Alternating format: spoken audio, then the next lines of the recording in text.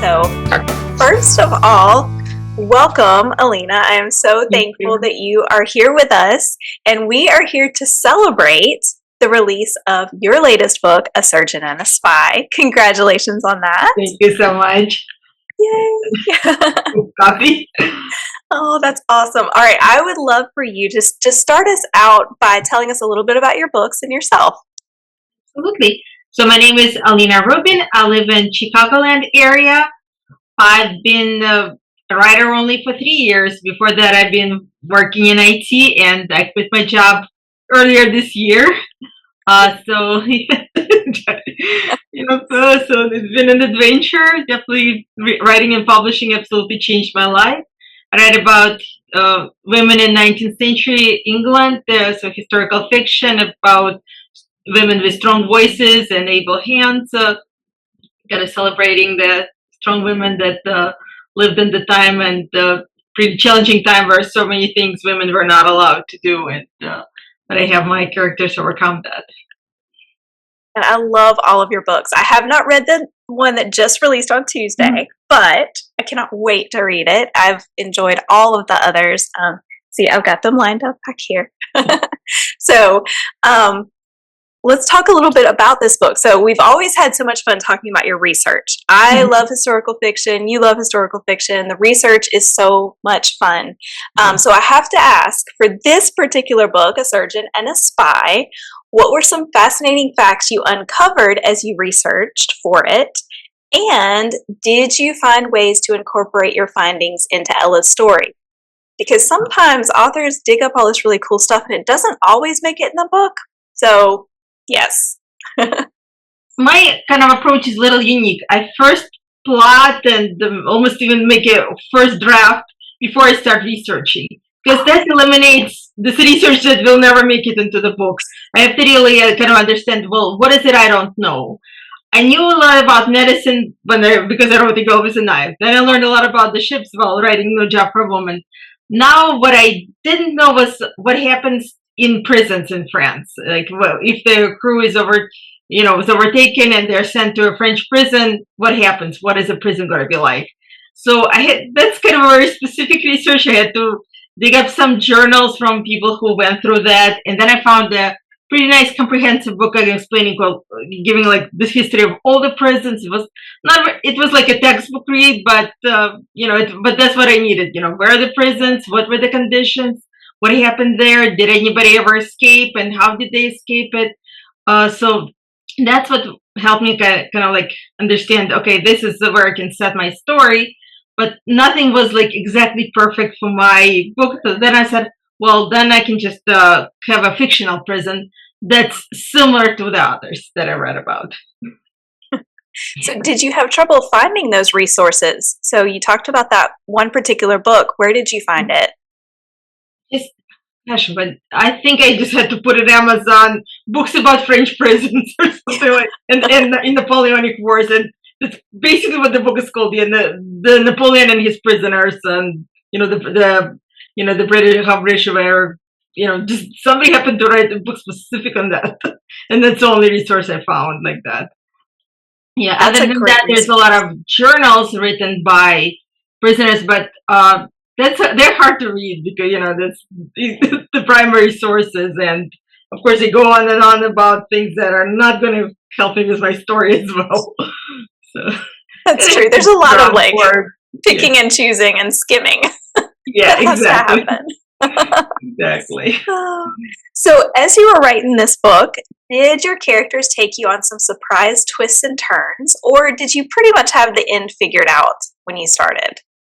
Interesting, but I had to think back, when did I know how it's gonna end? I usually plot I need to know my midpoint. I need to know kind of how it ends and the major events. But my characters always surprise me, and my secondary characters always surprise me, especially because I barely know them when I get started. I know where my main character Jamie and Elle are gonna end up, but who are they gonna take with? I always think they need a friend and they need an enemy. So, but how that's gonna play out, that often happens just during the story. Those secondary characters just get fleshed out as the story goes on. in the exact ending, how it happened, I felt like I only knew only as I was writing it, I had an idea, but it just had kind of have to happen with inspiration at the moment to see exactly how it's gonna things will turn out at the very end. So were you, as the author, pleased with where your characters took you? Yes, Yay. they always know better. That is true. I know people sometimes laugh at us authors talking about our characters like they're real people, but you know what? They kind of are to us. So Absolutely, yes. it's the voices in our head. So did you, and I cannot remember if I have asked you this before or not, but did you always know that A Girl with a Knife was going to become a series? So that's a very interesting question because that you're asking now, because now I can better explain it. So this book is Searching in the Spy. Really, it's the very first story that came to me. Except I didn't know, where. I thought it's going to be set in Spain. I thought it'd be in a different war. Adventures were very different. I barely knew what was going to happen.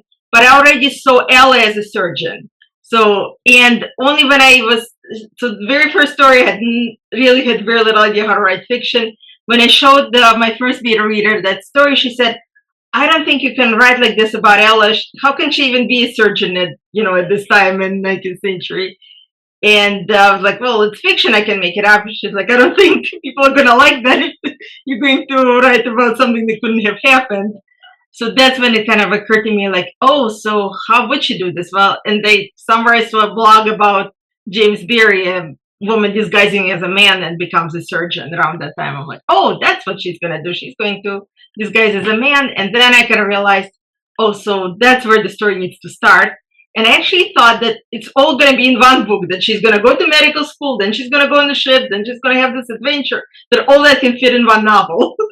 And then when I actually started writing, I'm like, oh my gosh, there's so much to medicine and so much to her journey through that medical school that has to be a separate book.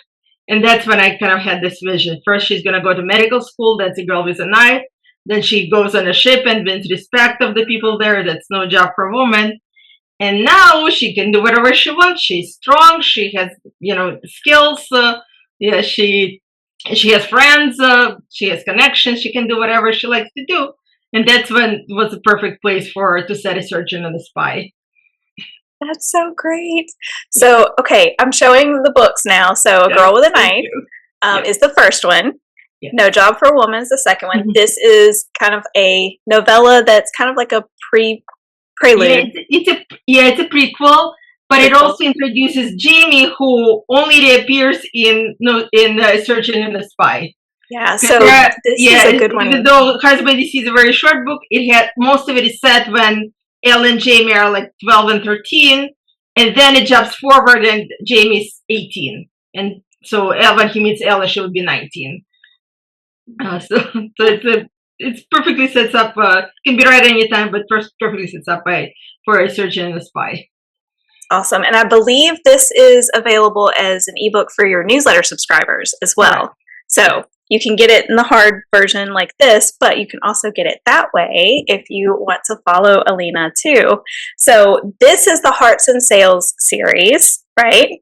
Okay, and that's what A Surgeon and a Spy is part of. And then you do have another series, and this is the Hearts and Harmony series, Abigail's Song, which this is the book that you really talked about this past summer, for those of you who were involved with our summer reading challenge.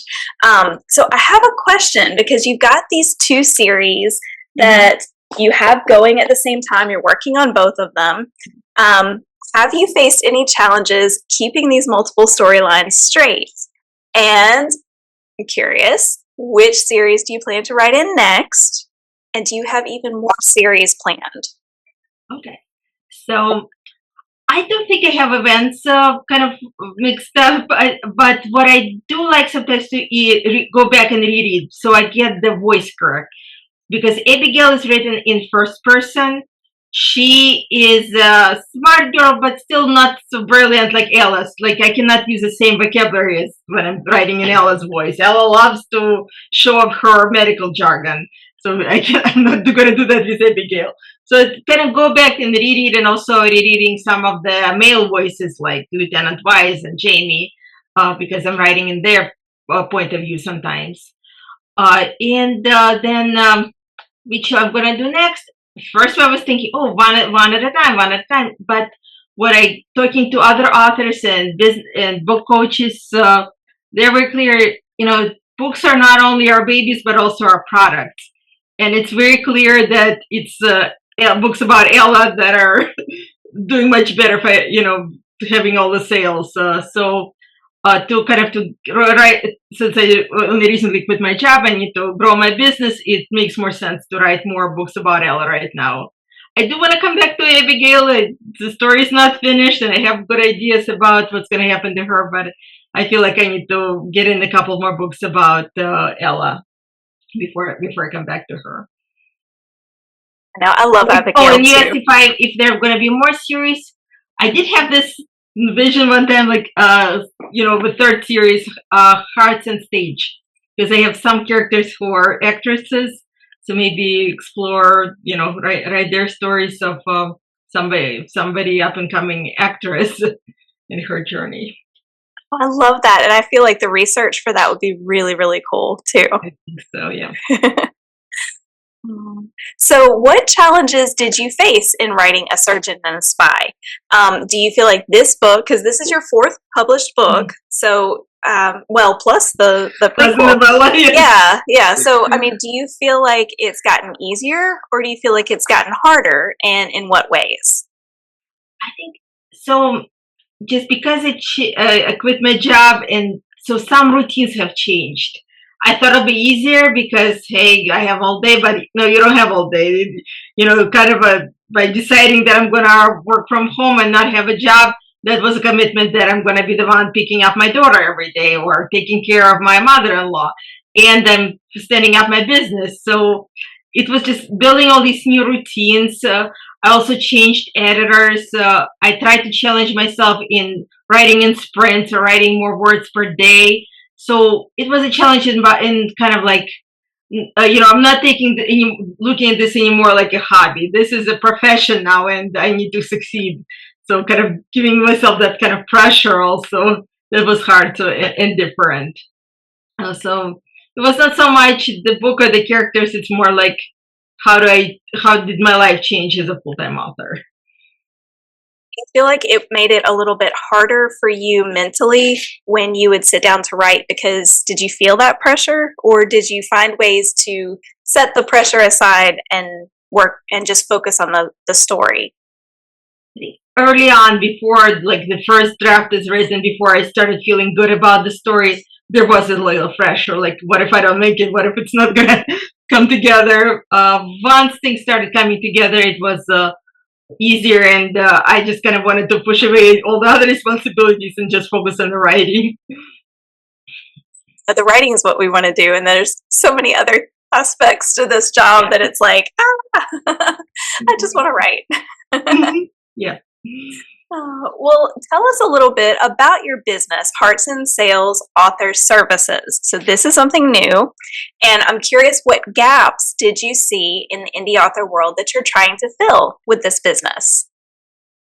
So I see and meet a lot of editors. I meet a lot of book coaches who I don't feel enough like people who help an author once the book is written and edited.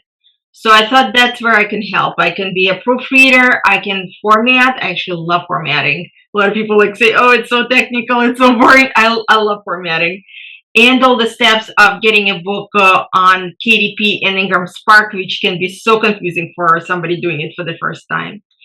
And also, I recently started offering 6 months of marketing services. So I help the authors set up their newsletter, set up their website, Amazon ads, or any other things that I found that have helped me make sales and could help this particular author with their genre. So I found that's another gap, that even people who have worked with traditional publishers, at some point they're kind of left on their own and they don't know what to do. That is huge, and you make a very good point.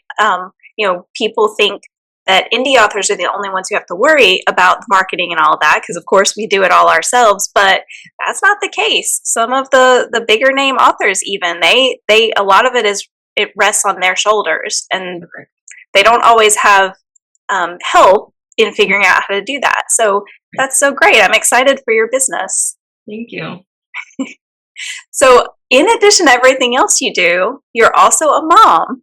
Yes. So I'm wondering, does your daughter inspire you in any ways for your books? Has she influenced your stories at all?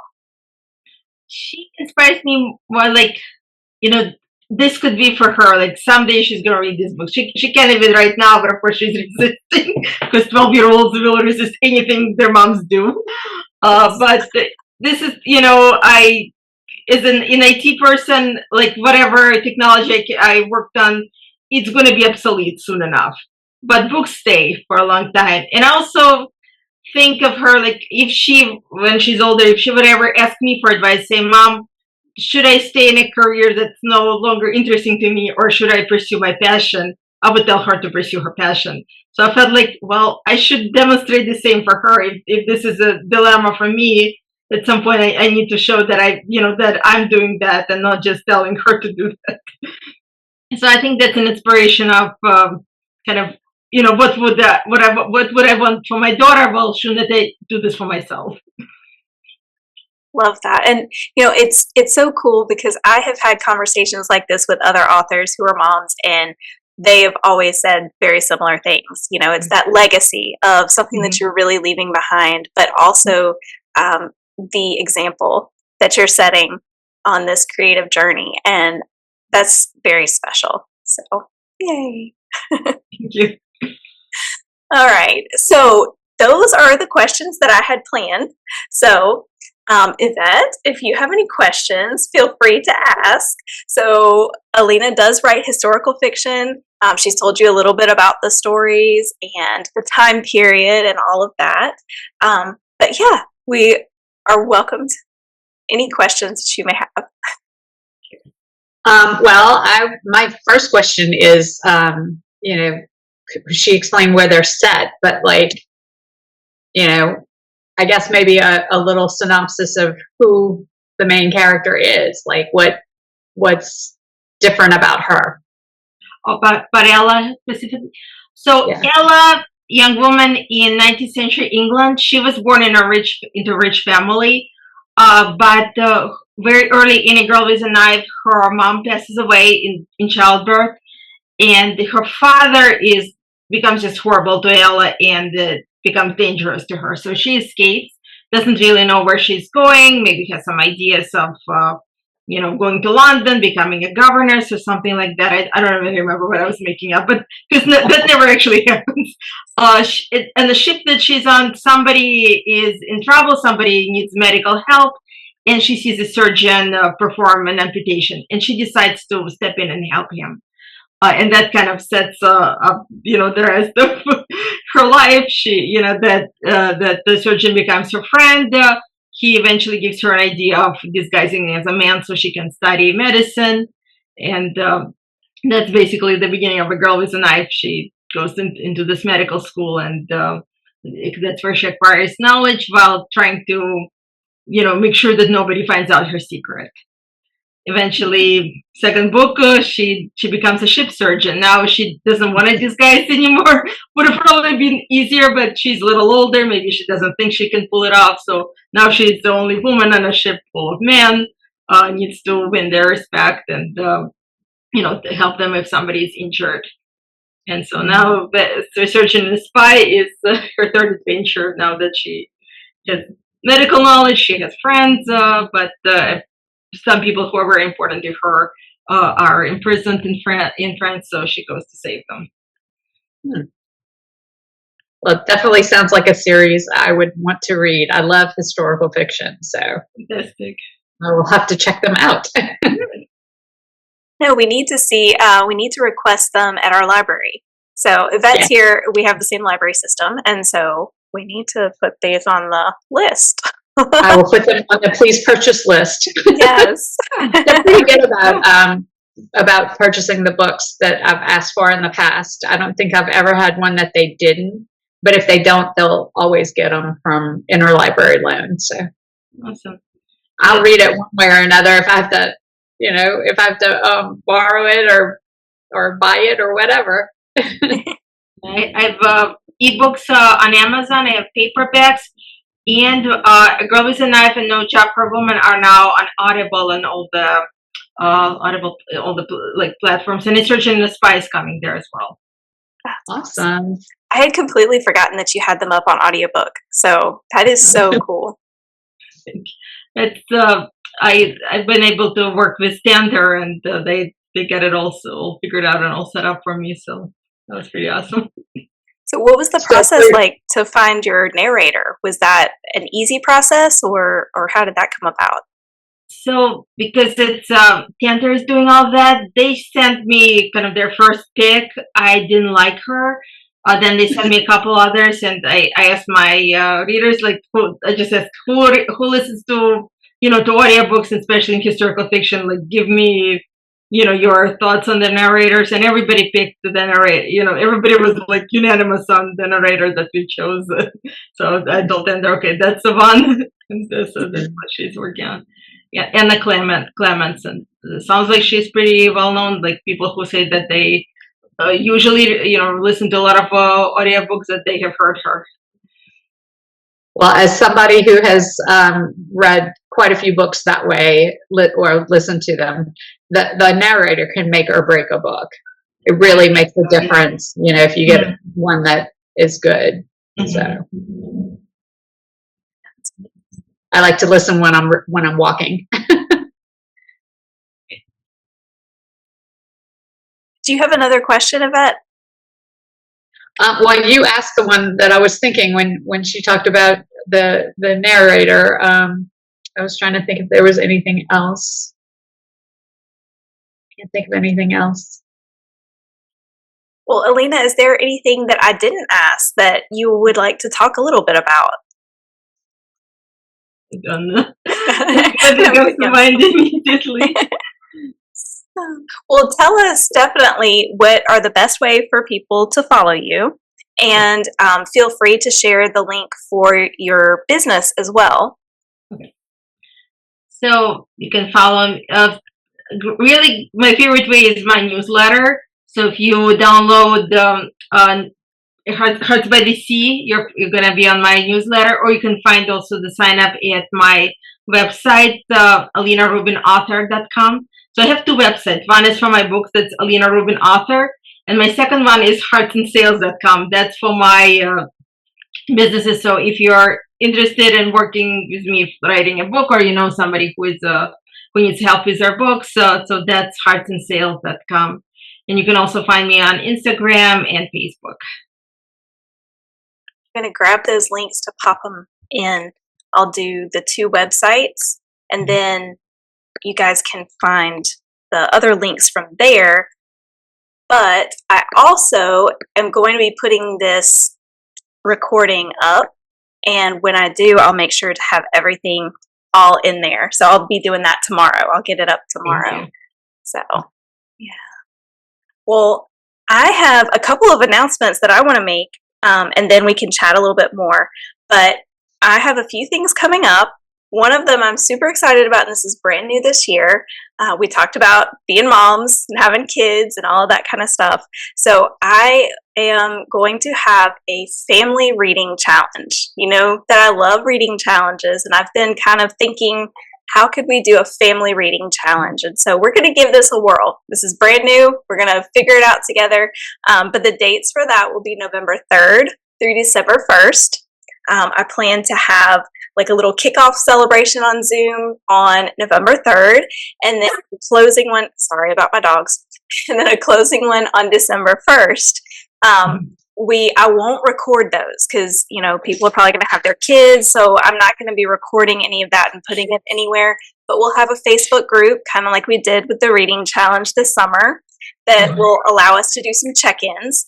And I'm really hoping that families with kids of all ages will participate. So my kids, I have a senior and a sophomore, but I think that it would be so much fun to be able to have one more, like, let's all read a book together, out loud around the sofa or whatever.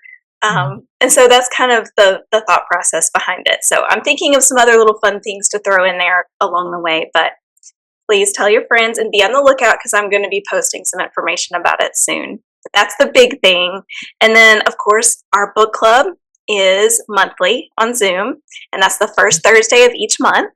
And I also am wanting to do more of these. So 2 months ago, I interviewed Rachel Ritchie, and we had a great chat, and that chat is up on YouTube as well, so you can go back and watch it. And now, of course, with you tonight, Alina. And so I'm hoping like every other month. That's kind of what I'm going for, and we'll just see where it goes. So hopefully we can have some readers join us and ask questions and get to know more about authors. And sometimes I'll line it up where maybe the author just had a release like you did, or maybe I have some ideas for April is poetry month, and so have some thoughts there about someone who hopefully would be available.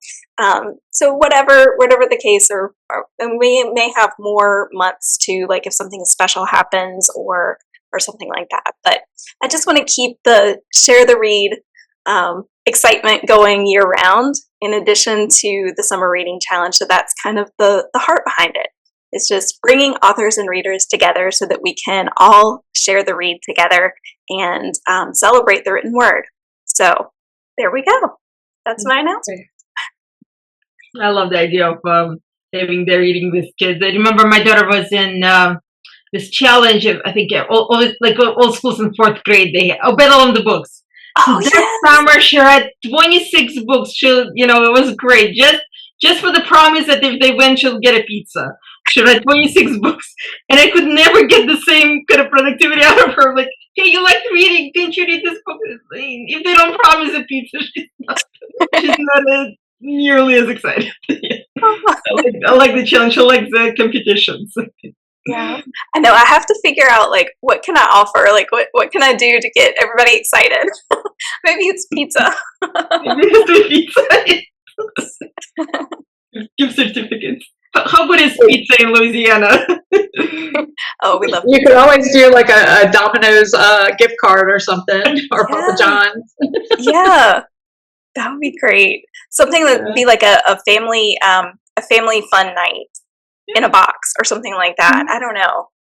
I'm thinking of all these things now. Ooh, you could do gift cards to like a pizza place and maybe an ice cream or a yogurt place, frozen yogurt place, something like that, where it could be like a celebration, like a party in a box, like you were saying. Yeah, I love that idea. Yeah, it's hard though if you're trying to appeal to all ages, because the 5-year-old's not going to be as excited about something that the 17-year-old might. I don't know. Pizza may be that thing. Yeah, that might be. Pizza and ice cream, I think so.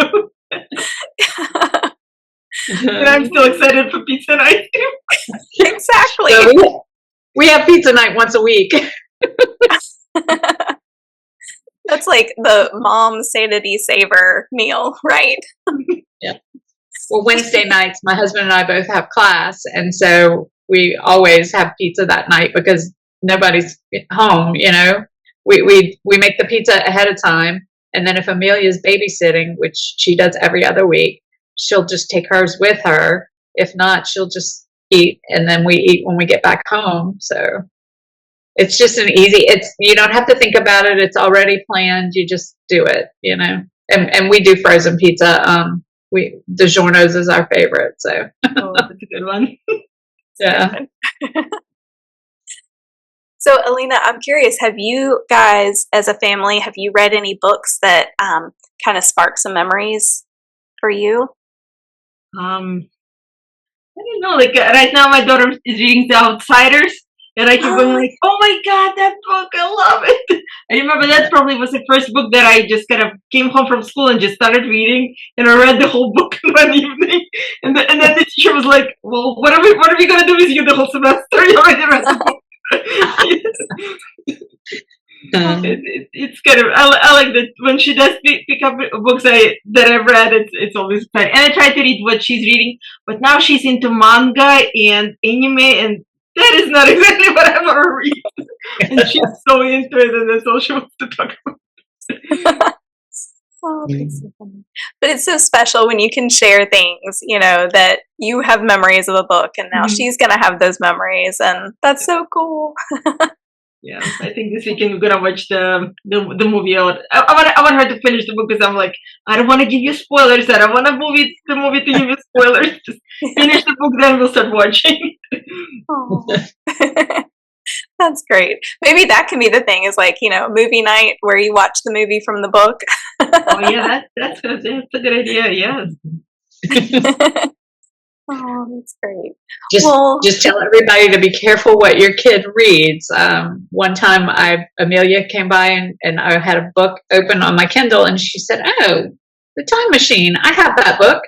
And she went and found her adapted version of it. She was 4 years old, and she read it in one. She was a voracious reader. She read it in one sitting. She comes running, Mama, did you get to the part about the big white bears yet?" And I'm like, no. And then she says, "Well, at the end." And I'm like, "Wait, don't tell me." So she didn't tell me. And then about a week later, I finally finished the book and realized, oh, that's why the child's been having nightmares for a week, because of the way the book ended. Yeah, so after that I had to pre-read everything she read, because I didn't know, she was beyond the books that were made for her age. So I would have to read them. And then she decided she wanted to read Harry Potter.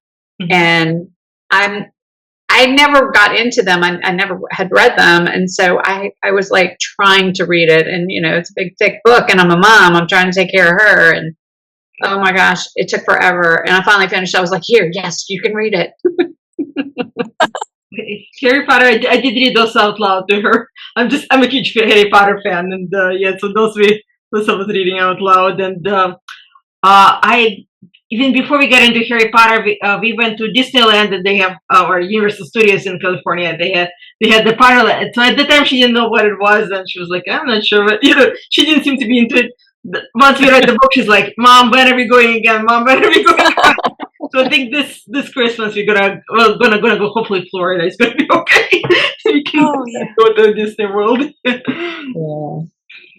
I've heard it's so much fun. So we haven't been either, but we are huge Harry Potter fans. Well, I only ever read the first book, and I was trying to read it quickly to give to her, so I didn't really get into it. I need to go back and read them, because I'm sure I would enjoy them. It's just, I was in that in between. There were grown-ups who were really excited about it, and kids were really excited about it, but I was kind of like, I don't know. So maybe if I go back and read it, I'll enjoy it. Oh yeah. Did you watch the movies? No. Movies are very good. Sometimes people want to see the movies a little faster than the books too, because such good actors there. I usually will not watch a movie until I've read the book. So yeah, I was like, no, I don't want to watch them. Yeah, I'm like that too. Yeah. I heard bits and pieces of it while she was watching them, but. All right. Well, thank you, ladies, so much for being here tonight. And Alina, congratulations on the release of A Surgeon and a Spy. I know that it is fantastic. I can't wait to read it. So those of you who love historical fiction and strong heroines with, say it, how do you say it? Strong voices and able hands. I love that. I never can remember it for whatever reason, but I love it. Yes. So if you enjoy that, you will love her books. And thank you guys for being here. And hopefully we'll see you in a couple of months for another one of these. And definitely next month, first Thursday, for book club. Thank y'all. Have a great night. Have a great night, everybody. Bye. Bye-bye. Bye.